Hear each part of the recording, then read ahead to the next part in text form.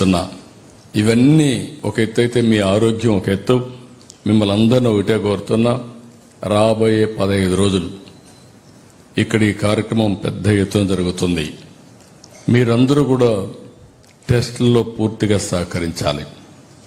దానివల్ల ఏ విధంగా మిమ్మల్ని ముందుకు తీసుకుపోవడం కోసం 1-2 టెస్టులు కాదు. ఈరోజు మీరు చూస్తే మదర్ అండ్ చైల్డ్ ప్రొటెక్షన్ కార్డులు ఇవ్వడం, గర్భిణీల సంరక్షణతో పాటు పిల్లలకు టీకాలు వేయడంపై దృష్టి పెట్టాం. రక్తహీనత, పౌష్టికాహారంపై అవగాహన కల్పిస్తాం. ఈరోజు నేను చాలాసార్లు నిన్న కూడా మా ఐఏఎస్ ఆఫీసర్లకి, ఐపీఎస్ ఆఫీసర్లకి అందరికీ చెప్పాను, మన ఆరోగ్యం మన చేతల్లో ఉంటుంది. మనం తినే తిండి పైన,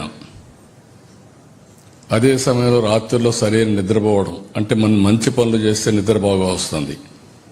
అదే కానీ సరిగా చెడు ఆలోచనలు చేస్తే ఆ చెడు ఆలోచనలు మనల్ని వెంటాడుతూ ఉంటాయి.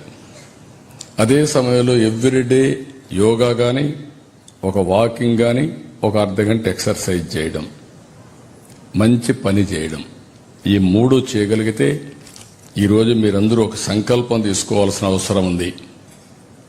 మన దేశాన్ని ప్రపంచ దేశాల్లో నెంబర్ 1 దేశంగా చేయాలనే సంకల్పం ఉండే వ్యక్తి నరేంద్ర మోడీ గారైతే ఆయన జన్మదిన రోజున ఈ రోజును. రెండోది విశ్వకర్మ పురాణంలో దేవతలకు శిల్పిగా పూజింపబడతాడు. స్వర్గలోకం, అదే మరిగా లంక, ద్వారక, ఇంద్రప్రస్థవంతి నగరాలు నిర్మించాడు ఆయన. మీరు చూస్తే ఇంజనీర్లు, శిల్పులు, కార్మికులందరూ కూడా ఆయన దైవంగా పూజింపబడతారు. ఇలాంటి చరిత్ర పురుషులు ఈ రోజు జన్మించిన రోజు. ఇది ఒక హిస్టారికల్ డే అని చెప్పి కూడా మీకు తెలియజేస్తున్నా.